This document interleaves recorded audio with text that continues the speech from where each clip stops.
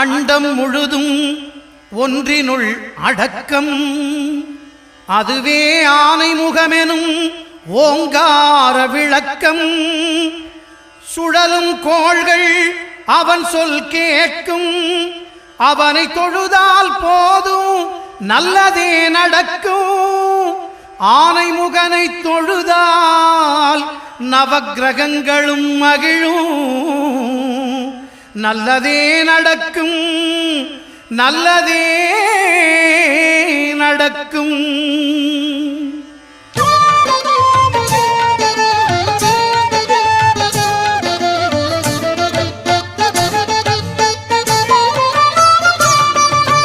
ஒன்பது கோளும் ஒன்றாய் காண